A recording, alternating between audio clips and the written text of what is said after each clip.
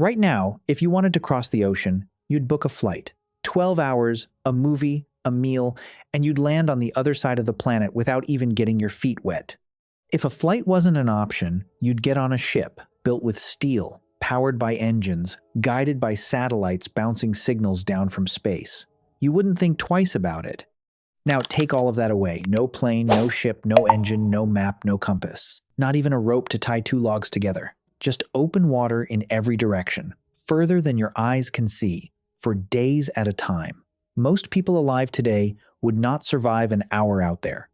But somewhere between 1 million and 50,000 years ago, humans did this on purpose. Not once, over and over again. They pushed out into open ocean with nothing we would even call a boat, and somehow, some of them made it to the other side. What they used and how they pulled it off is one of the strangest survival stories in human history. Let's start with the part that doesn't even involve our species yet. On an island called Flores, in Indonesia, archaeologists found stone tools dating back roughly 1 million years. That alone isn't strange. What's strange is where Flores sits. It's separated from the mainland by a deep water channel called the Wallace Line. Even when sea levels dropped during ice ages and land bridges connected other islands, this channel never closed. It stayed open water the entire time, which means whoever made those tools didn't walk there. They crossed a stretch of ocean that never once became dry land, and the timeline says it wasn't modern humans. It was likely Homo erectus, a species that came before us, with a smaller brain and none of the technology we'd expect for ocean travel. For decades, scientists assumed this was impossible. Early humans that primitive weren't supposed to be capable of planned sea voyages, so how did they get there? The leading theory is almost accidental. Southeast Asia gets hit by massive tsunamis. When a tsunami slams into a coastline, it doesn't just push water, it rips out entire sections of forest, uprooting trees and dragging them into the ocean tangled together into natural rafts. Scientists believe groups of Homo erectus may have been stranded on these accidental rafts of debris during a tsunami, and simply drifted with the current until they hit land. It wasn't a plan. It was a disaster that turned into a migration. And once they arrived, that was it. There was no going back. Whoever survived that crossing became the founding population of an entire island, isolated from the rest of the world for hundreds of thousands of years. But not every ocean crossing was an accident. Some were absolutely intentional, and the next one might be even stranger. Around 65,000 years ago, modern humans, people who looked and thought just like you, needed to get from Southeast Asia to Australia. And here's the problem. Even at the lowest sea levels of the Ice Age, this crossing required open ocean travel. There is no version of the map where you could walk there. Scientists have calculated that at minimum, people needed to cross around 50 miles of open sea with no land visible for at least part of the journey. And yet, we know they made it, because humans were living in Australia by that time, hunting giant kangaroos and giant flightless birds that no one had ever seen before. So, how do you convince a group of people to paddle into open water when you can't see where you're going? The answer might be that they didn't have to see the whole way. Researchers studying the islands between Asia and Australia found something interesting. If you island hop the right route, through places like Timor and the islands north of it, at certain points you can actually see smoke rising from wildfires on the next island, even when the island itself is below the horizon. Some researchers believe early humans used that. They watched for smoke columns from land they couldn't yet see and used it as a lighthouse, aiming their rafts toward it. Bird migrations may have helped too. Certain birds fly out to sea every evening and return to land every morning.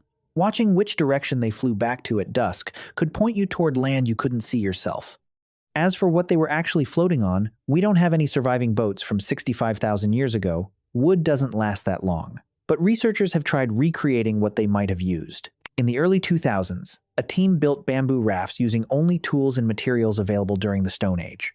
They lashed bundles of bamboo together using vines. No metal, no nails, no rope as we know it today. It floated. It was slow, it was clumsy, and paddling it across open water took real strength and real time, but it worked.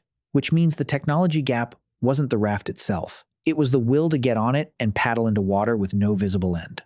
Now here's where it gets even more unbelievable. Thousands of years later, a different group of humans took ocean travel to a level that still amazes sailors today.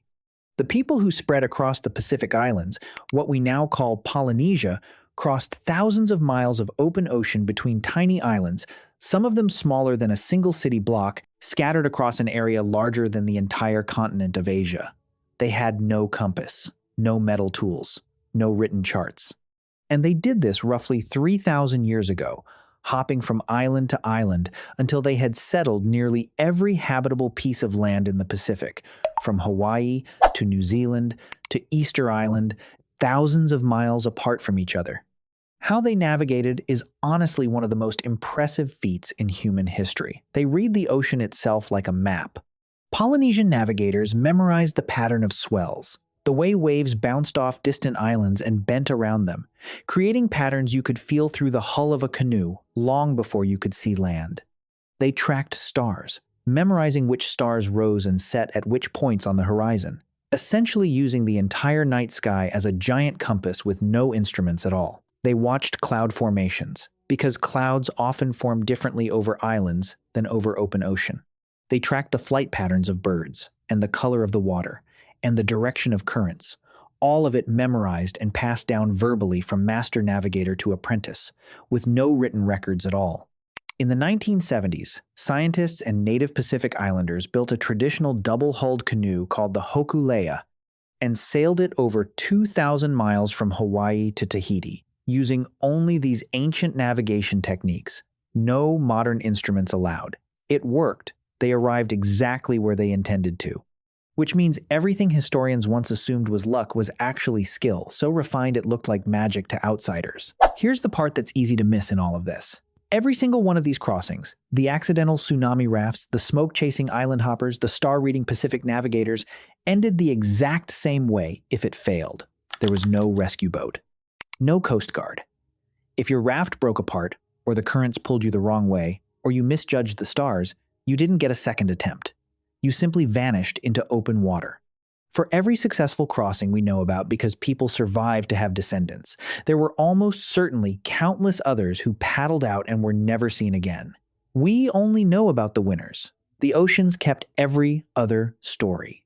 And that's really what this comes down to.